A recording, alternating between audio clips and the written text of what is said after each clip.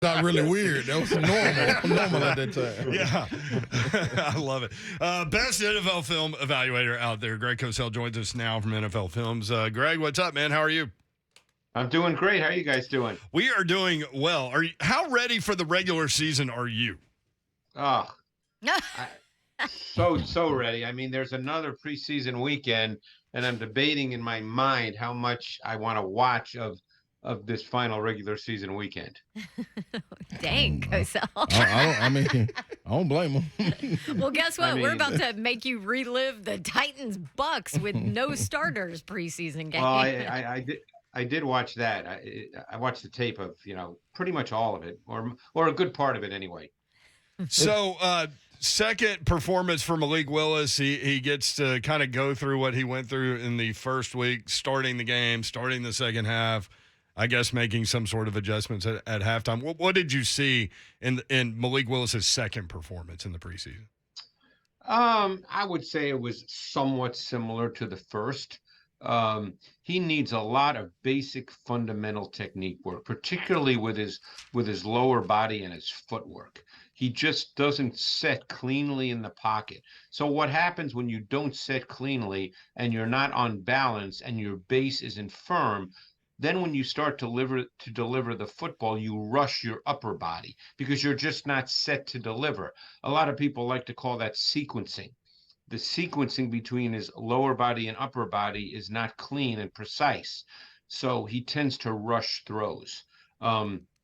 Another thing that shows up, and these are all coachable things, by the way. Another thing that shows up is he has a tendency, when you drop back, if it's not play action in particular, if it's a straight drop back, you should be dropping straight back. We call it the midline. You should be dropping straight back on the midline.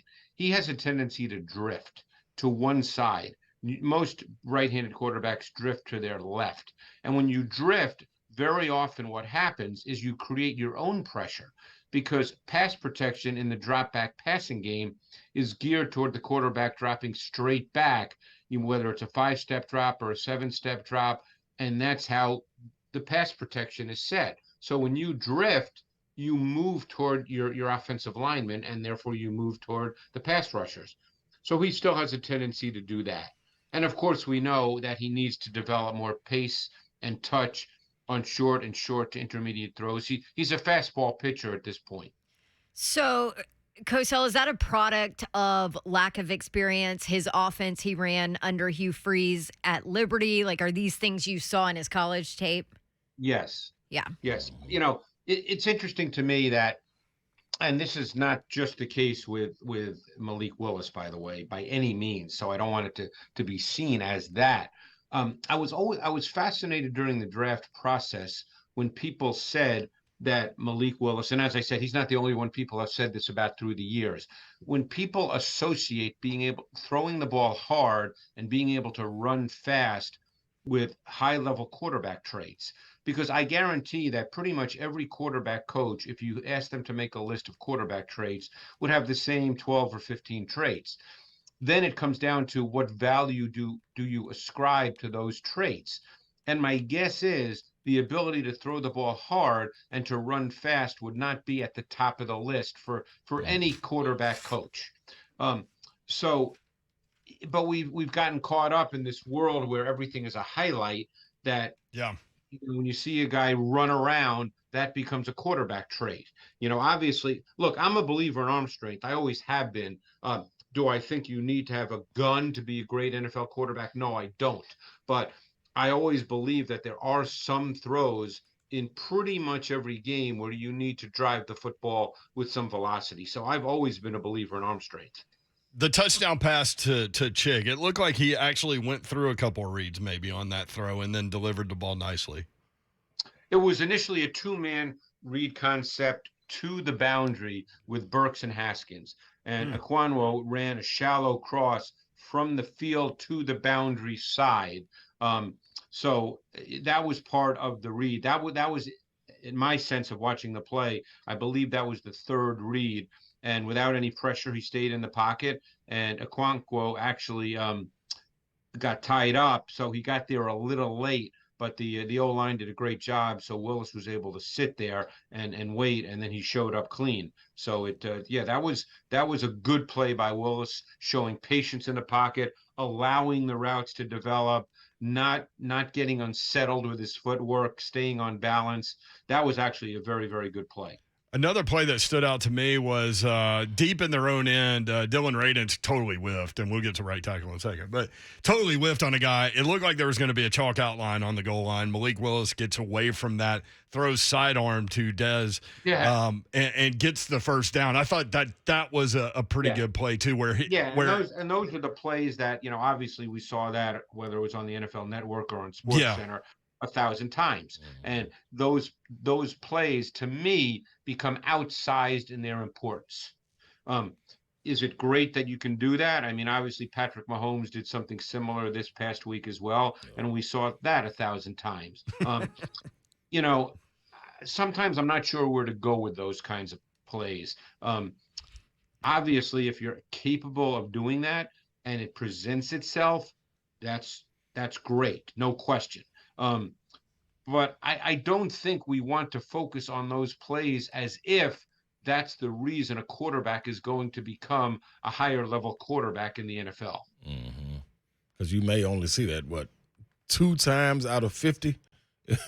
Hopefully, as a coach anyway. The coach wants to see you run their offense, exactly, right? Correct. And are there going to be times when the defense wins or the quarterback, for whatever reason, even the great ones just don't see it?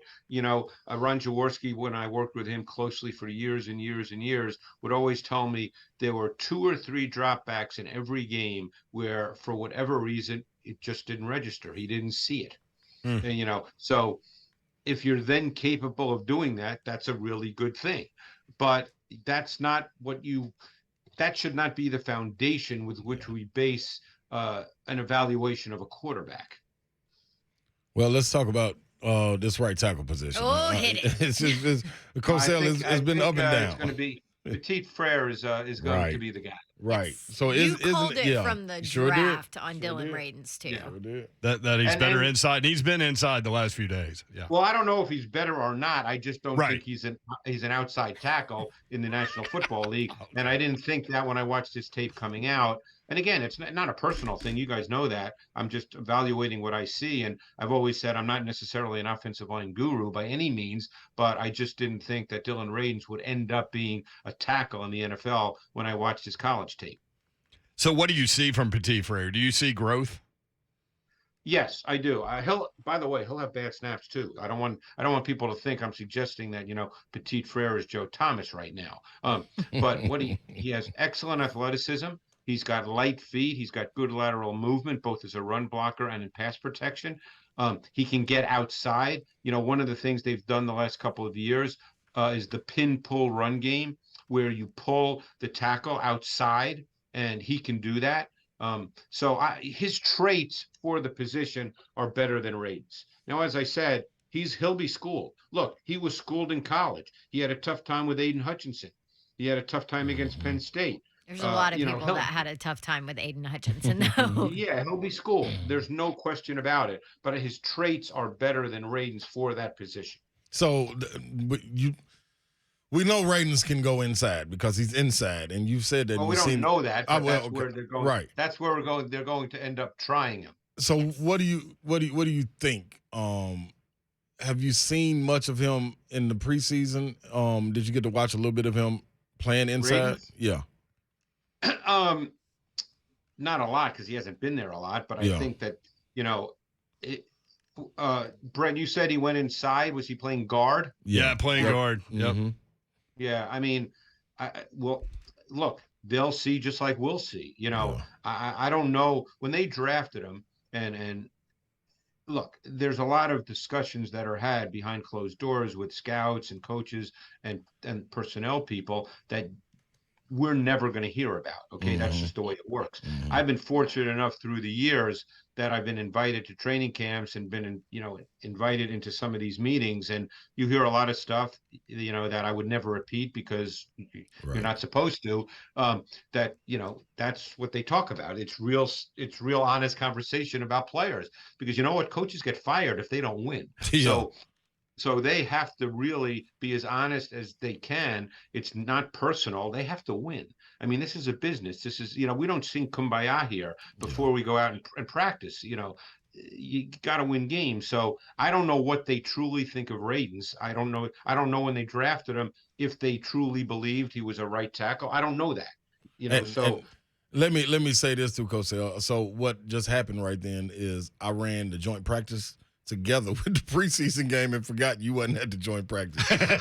So you ain't gonna know what I'm like. Ravens didn't look good, but I know it's no way for you to know that. So that's I accidentally put that together. So right. So I don't know. I mean, I thought, and like I said, I could be 100% wrong. I ultimately thought watching Radens, what popped into my head, which I think I've told you guys, was that I thought maybe he could be an offensive center in this. Yeah, you did. I don't know if the O-line coach sees it that way. I don't know if John Robinson sees it that way. I don't know if Mike Vrabel sees it that way. That was just my thought when I watched his tape that, hey, I think that could be the case. And we've seen examples of that, by the way, through the years. Mitch Morse, who's been a very good offensive center in the NFL, was a tackle at Missouri. And, so it has happened. Greg Cosell with us on 3HL at Greg Cosell. Let's go to corner. What did you see from Caleb Farley? We've seen limited things from Roger McCreary, but we've heard great things about Roger McCreary. Yeah, I think that's going to be a really interesting battle that my guess is would probably go down to the wire. I mean, unless they have a good sense of it right now. I mean, obviously with Molden not playing, they started off with Farley playing outside and McCreary playing in the slot. And, McCreary did not play a lot of slot in college. He was an outside corner. And slot is not automatically, hey, just throw a guy in the slot and that's no problem at all. Obviously there are different kinds of players, body type wise. Farley is a big physical guy, very explosive athlete. McCreary is shorter, but kind of smoother. McCreary is probably better at what we call mirror match press man, where you don't necessarily jam a receiver, but you just sort of get in, you let him declare his initial release, and then you get in his hip pocket, whichever way he goes. And McCreary is a master at that. Farley is a bigger man, so he can be more physical. I guess I don't know how that's going to play out. And I don't know what their feeling is about Molden in the slot. If they think that their three best corners are McCreary, Farley, and Fulton, then McCreary would be in the slot in that trio. Yeah, it's interesting when you say that mirror coverage with Roger McCreary. When we had him on, obviously we asked him about his short arms and things like that, and he said, look, all I know is I can run with anybody. And so when you talk about that mirror coverage, that quote to us kind of popped into my head. Yeah, I mean, that's what he is. He did that exceptionally well at Auburn, played against quality receivers. I mean, the two games, and I've mentioned this to you before, that really stood out was when he played Alabama and he played against Mechie and Jamison Williams, and then when he played against LSU and played against Keyshawn Boutte, and he just played mirror match press man exceptionally well. That's his thing. He's really, really good at it. What have you seen from Caleb Farley in these preseason games? I think he's had some really good snaps. He's been very good at times at plant and drive when he's in off coverage. I would say there have been a couple of snaps where he's gotten out of phase in mirror match and he would lose contact with the receiver. He got beat this week on a vertical route that Scotty Miller dropped. He kind of stopped his feet, which you can't do as a corner.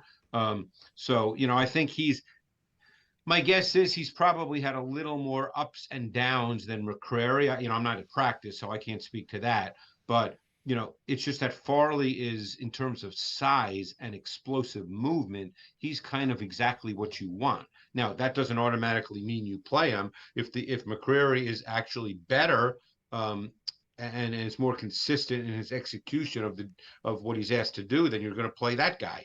But Farley, he's just a big athletic dude, and you'd rather have big athletic than smaller. That's every coach would. They added Lonnie Johnson, so you could see a little bit of tape on him. What stood out? Yeah, and I think one reason, and I can't remember if we spoke about this, but they played a lot of dime last year on third down. And as the season progressed, one thing you really noticed a lot is when they played man coverage, who played the tight end? Cruikshank. He was the dime defender. Lonnie Johnson has a lot of experience in this league playing man-to-man against tight ends with mixed results. I mean, he struggled a number of years ago in a playoff game against Travis Kelce when he was with Houston. But again, a lot of people struggle with Travis Kelce. Yeah. But if he makes the team, first of all, and they feel like he can fill a role, that role might be when they play dime, which is what they play on third down and other situations. They might feel he can line up and be the man-to-man defender on the tight end. He certainly has the size to do so.